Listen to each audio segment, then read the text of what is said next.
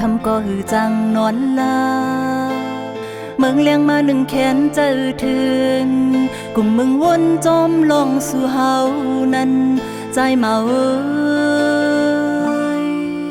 อ้อมือเลิกเลดีไล่ทบกันอยู่ก็มึงจังในหอบลงดังฮักเฮามองเปินางไว้นาน้องเฮาเดคัดเจอห้องเงินน้องเฮาเดคัดเจอปอกมา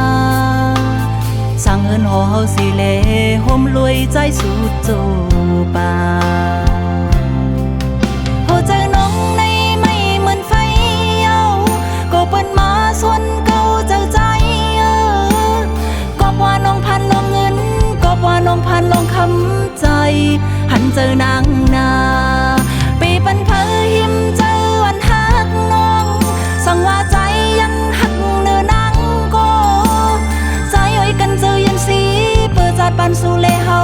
โปถึงเยิงไม่ยุ่งเจอน้องเลปีใจอ้อยดังฮักเจเมียงใจเฮาหมดเยาโอ้โหเจอนางเฮา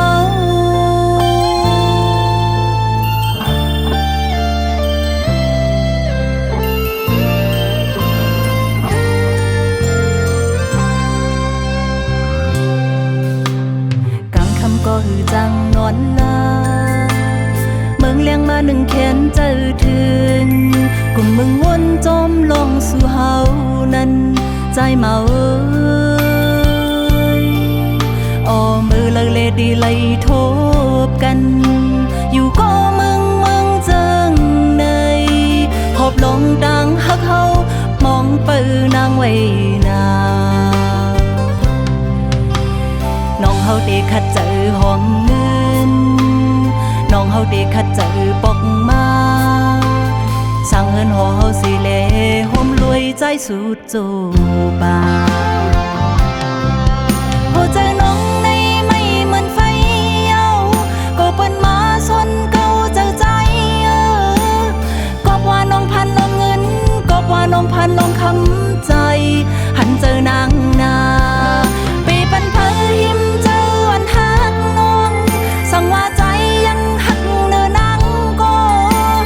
ใจอ้อยกันเจอยันสีเปิดจัดปันสู่เลเฮาโปถึงเยิงไม่ยุ่งเจอน้องเลปีใจอ้อยดังฮักเจเมียงใจเฮาหมดเยาโอ้โหเจอนางเฮา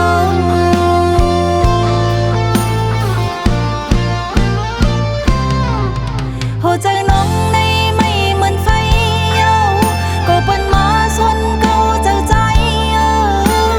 ก็ว่าน้องพันลองเงินก็ว่าน้องพันลองคำใจหันเจอนางนาปีปันเพอหิมเจอวันฮักน้องสั่งว่าใจยังหักเนื้อนางก็ใจอ้อยกันเจอยันสีเปิดจัดปันสู่เลเฮาโปถึงเยิงไม่ยุ่งเจอน้องเลปีใจอ้อยดังฮักเจ